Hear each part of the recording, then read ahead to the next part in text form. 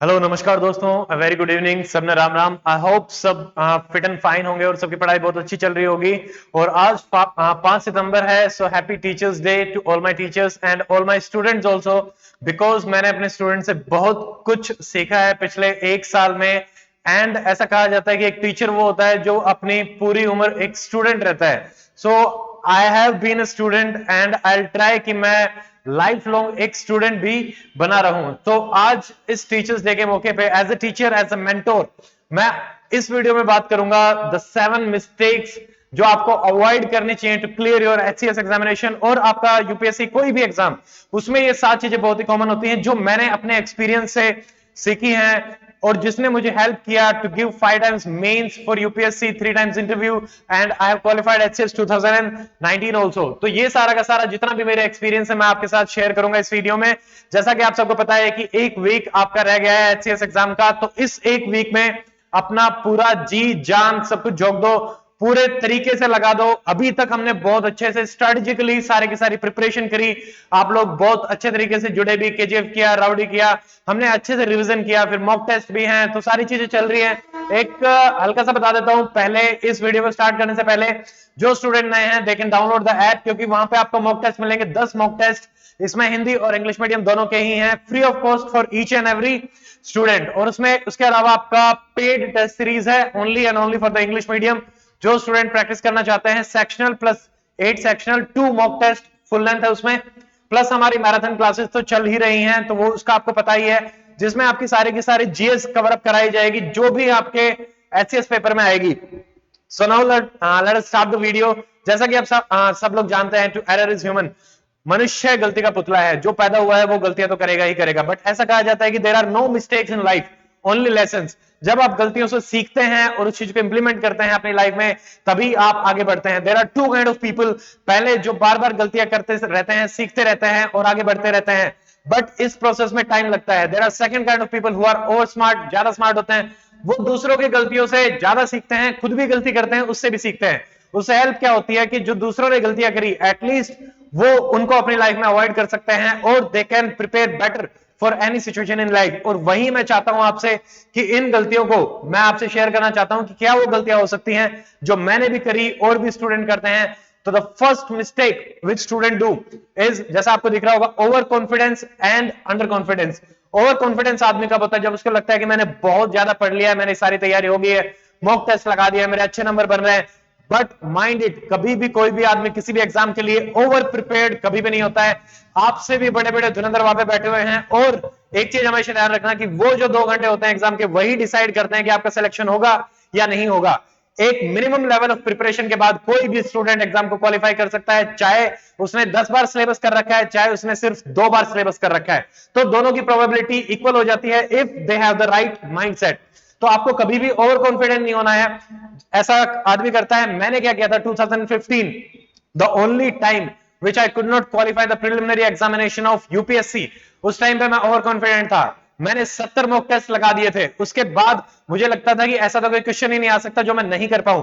Paper दे के आया, 40 minute में पूरा पेपर अटेम्प्ट कर लिया। मुझे लगा कि अब तो मेरे अच्छे मार्क्स बनेंगे। बट जैसे ही मैं आया तो मैंने देखा कि मेरे नंबर जो हैं वो तो बहुत ही कम बन रहे हैं। और 1-2 सवालों को देख के तो मुझे ये लगा कि मेरा सिलेक्शन होना ही नहीं चाहिए। If I am doing this kind of mistake in the examination, then I do not deserve the selection. But वो ओवर कॉन्फिडेंस आपको नहीं रखना है। देखिए, ये चीज समझनी पड़ेगी कि ये फाइट आपकी खुद की है, कंपटीशन आपका खुद से होना चाहिए, ना कि किसी दूसरे से। सेकंड चीज, अंडर कॉन्फिडेंस। अंडर कॉन्फिडेंस 2 तरीके से हो सकता है। एक, जो आदमी अंडर प्रिपेयर्ड है, जिसकी तैयारी अच्छी नहीं हुई है, उसको क्या करना चाहिए? बार बार रिवीजन और तैयारी को शार्प करना पड़ेगा। अभी 1 हफ्ता है तो 1 हफ्ते के लिए, अगर आप यूपीएससी का एग्जाम देंगे तो उस टाइम को मैनेज करते हुए अच्छे से। बट सेकंड, ऐसा भी हो सकता है कि वो अच्छे से प्रिपेयर्ड है, बट कई बार डर की वजह से आदमी, एक्सपेक्टेशन की वजह से, सोसाइटी का सोचता है, सब कुछ सोचता है, इतनी मेहनत करी हुई है, फल मिलेगा या नहीं मिलेगा। देखिए, कभी भी फल के पीछे नहीं भागना है। The only thing which you have to concentrate is कि भाई मैंने अपना 100% दिया या नहीं दिया। अंडर कॉन्फिडेंट या आई कैन नॉट, ये अपने दिमाग में कभी भी नहीं आने देना है। क्यों? Because you can. Always remember, जो मैं बताता हूं कि आपने ये तैयारी शुरू करी थी तो यही सोच के करी थी कि यस आई कैन, तो अभी क्यों अपने दिमाग में आने देते हो कि आई कैन नॉट? तो ये दोनों चीजें आपको सोल्व करनी पड़ेंगी। ये होती है पहली मिस्टेक जो मोस्ट कॉमन स्टूडेंट करते हैं और डर जाते हैं या फिर ओवर कॉन्फिडेंट हो जाते हैं। सेकंड मिस्टेक इज भागम भाग। जैसे ही आप एग्जामिनेशन हॉल में जाते हो, आपकी कोई भी प्रिपरेशन होती है, आप सोचते हैं कि इस पेपर को जल्दी से जल्दी खत्म किया जाए, जो क्वेश्चन है जल्दी जल्दी कर लूं। भागम भाग में क्या होता है, आप क्वेश्चन नहीं पढ़ते, सेकंड आप सारे के सारे ऑप्शंस ढंग से नहीं पढ़ते। वो किसी भी सिचुएशन में हो सकता है, बट यही चीज आप आके जब वापस आके देखते हैं तो आपको पता चलता है कि आपके 6 7 8 क्वेश्चन कई बार तो इस वजह से गलत हो गए कि आपने ढंग से नहीं पढ़ा। तो ये सबसे कॉमन मिस्टेक है जो आपको सिलेक्शन से बाहर करेगी। As I always say, selection easy question करवाते हैं और भागम भाग में वही इजी क्वेश्चन आपके गलत होते हैं। एग्जामिनर बहुत ही शातिर होता है, वो जो सही ऑप्शन होता है उसको कभी भी पहले और दूसरे ऑप्शन पे मोस्ट ऑफ द टाइम नहीं देता। इजी क्वेश्चन में वो उसको तीसरे या चौथे पे रखेगा।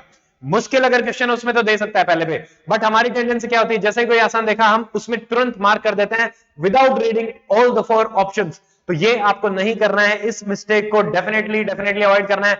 उसको कैसे अवॉइड करना है, आप बिल्कुल अच्छे से ये गार्ड बांध लो, आगे आने वाले 7 दिन में जो भी आप मॉक टेस्ट देंगे, टेस्ट अटेम्प्ट करेंगे, हमेशा हमेशा हमेशा क्वेश्चन बहुत ही ढंग से पढ़ना है। क्या पूछ रहा है, क्या भाई करेक्ट स्टेटमेंट्स हैं, इनकरेक्ट स्टेटमेंट है, which one of the following is included, not included, जो डिमांड ऑफ द क्वेश्चन है वही आपको आंसर करना है, मल्टीपल चॉइस है, जैसा भी है, ठीक है।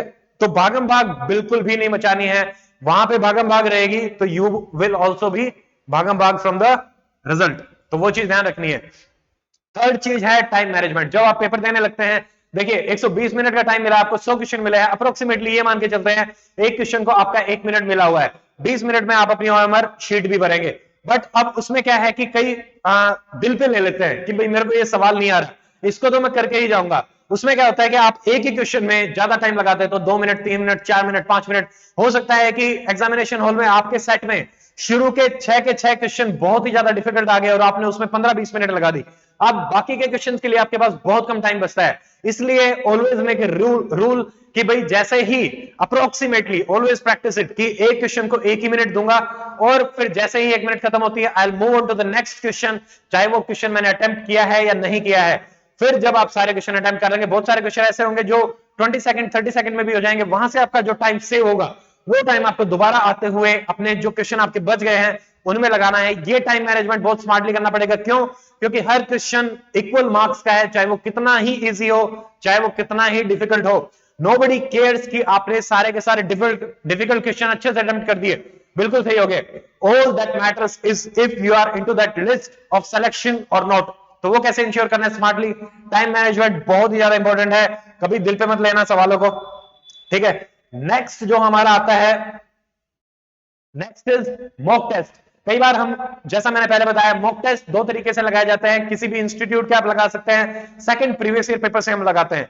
इनका एक बैलेंस रखना बहुत जरूरी है। अगर अभी तक आपने अप्रोक्सीमेटली 20 तक मॉक टेस्ट लगा लिए हैं तो उससे ज्यादा मत करना, that is more than enough. फिर प्रीवियस ईयर पेपर अगर आप साथ साथ में लगाते हुए जा रहे हैं, लास्ट मोमेंट, लास्ट में प्रीवियस ईयर पेपर ज्यादा हेल्पफुल रहेंगे।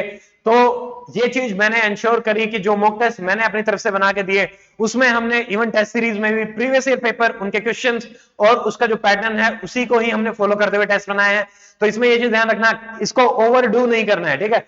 और सेकंड चीज ये ध्यान रखनी है कि इसमें आपके चाहे मार्क्स कितने भी आ रहे हैं, 30 40 50 60 90, इसको कुछ भी नहीं समझना है कि मेरा सिलेक्शन हो सकता है नहीं हो सकता है। Just take it as a practice test. इसमें कोई भी नई चीज आपको मिलती है उस चीज को आप नोट डाउन कर लीजिए, अपने नोट्स में बना लीजिए और उसको रिवाइज कीजिए। एग्जाम में जाने से पहले हो सकता है वहां से क्वेश्चन आ जाए। फिर जो हमारी नेक्स्ट मिस्टेक है वो है लॉजिक प्लस इंट्यूशन। देखिए हमारा जो सबकॉन्शियस माइंड है, ठीक है, ये बहुत ब्यूटीफुली काम करता है, it is very strong also. जो आपकी इंट्यूशन होती है, जिसको हम बोलते हैं सिक्स सेंस, वो आपको हमेशा हमेशा most of the time 99% of the time आपको सही आंसर बताता है। बट आप जब बहुत ज्यादा लॉजिकली और रीजनिंग से सोचने लग जाते हैं कि ये तो यूपीएससी का पेपर है, ये एचसीएस का पेपर है, यहां पे इतना आसान सवाल कैसे पूछा जा सकता है, आप उसमें तिगड़मबाजी करेंगे, आप बाल की खाल निकालेंगे। उसकी वजह से क्या होगा कि हम अननेसेसरली ज्यादा सोच देते हैं उस क्वेश्चन में और हम जबरदस्ती उसके डिफरेंट आंसर निकालते हैं, rather than knowing the right answer. हम उसका वो आंसर मार्क नहीं करके आते क्योंकि फिर हम अपने इंट्यूशन को बिलीव नहीं करते। But you have to trust your intuition. इसमें एक चीज हमेशा ध्यान रखना, पहली बार आपके दिमाग में जो भी इसमें मैं ट्राई करता हूं आपको जो बार बार बताता हूं कि भाई ऑप्शंस पे एक बार अपना हाथ रख लो, क्वेश्चन को पढ़ो और अपनी तरफ से दिमाग में याद करो कि क्या आंसर आ रहा है, फिर उसको ऑप्शंस में ढूंढने की कोशिश करो। आपका इंट्यूशन आपको बहुत ज्यादा हेल्प करेगा। कई बार हम क्या होता है कि ऑप्शंस को देखने के बाद कंफ्यूज हो जाते हैं तो इन दोनों में आपको किस पे ज्यादा की तरफ जाना है? अपने इंट्यूशन की तरफ।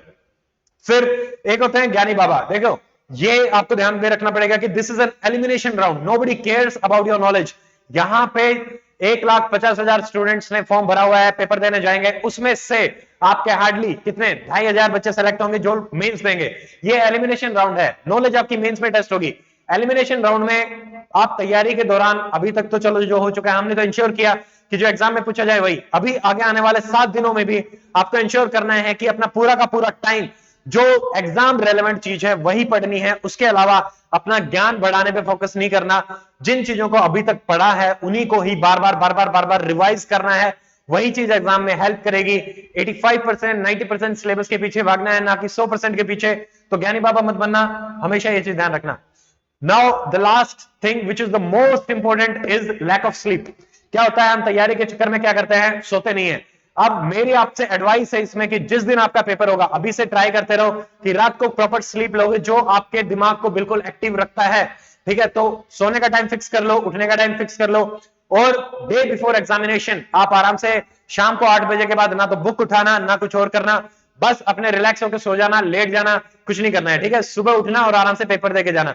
लैक ऑफ स्लीप की वजह से क्या होता है, हमारा दिमाग जो है वो बिल्कुल टायर्ड हो जाता है, हम सारी की सारी चीजें रिकॉल नहीं कर पाते। ठीक है, सब कुछ पढ़ा होने के बावजूद, सब कुछ आने के बावजूद हम स्ट्रेस ले लेते हैं, दिमाग काम नहीं कर पाता, जो बोलते हैं भन हो जाता है ना दिमाग, वो हो जाता है। And that is the reality also, इसको समझना पड़ेगा। ठीक है, तो इस चीज को अवॉइड करना है। अपनी स्लीप एग्जाम से पहले भी और अभी से ही उसको प्रॉपर बनाते हुए चलेंगे। खाना भी इसमें ध्यान रखना है, वो भी आप मेंटेन करेंगे। एंड एक एक्स्ट्रा 8th, ये मैं एडवाइस दे रहा हूं, ये मिस्टेक नहीं है बट एडवाइस है। ठीक है, 7 मिस्टेक मैंने आपको बता दी, वो आपको अवॉइड करनी है डेफिनेटली। ये क्या है, कई लोग क्या है कि एग्जामिनेशन सेंटर से बाहर बैठ के पढ़ रहे होते हैं, मेरा भी कभी कभी ये एटीट्यूड होता था।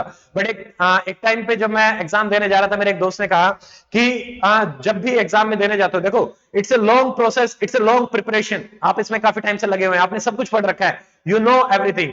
बट उस टाइम पे अगर आखिरी वाले दिन, मतलब एग्जामिनेशन सेंटर में घुसने से पहले अगर आप लास्ट में कुछ चीजों को रिवाइज कर रहे होते हैं, वहां से सवाल आएगा नहीं आएगा उसकी प्रोबेबिलिटी कम होती है, बट आपका दिमाग जो है वो ब्लॉक हो जाता है, उसके जो सोचने की जो क्षमता है वो काफी संकीर्ण हो जाती है, नैरो हो जाती है। तो हमेशा अपना रूल बना लेना कि उठने के बाद अगले दिन मैं किताब को हाथ भी नहीं लगाऊंगा, just keep your mind open, और ओपन माइंड से अपने एग्जाम में जाना। Trust your mind, trust your efforts, और उसके बाद ही आप एग्जामिनेशन हॉल में बिल्कुल आराम से बैठना, और आप देखेंगे कि सारा की सारी चीजें आराम से आप रिकॉल भी कर पा रहे हो, इजीली आंसर भी कर पा रहे हो। तो ये चीज हेल्प करेगी आपके दिमाग को ब्लॉक नहीं होने देने में। This is an advice, so that's it. I will just say keep fighting and never give up, और मिलते हैं नेक्स्ट वीडियो में in the next marathon class. Till then stay fit, stay healthy, good bye, जय हिंद।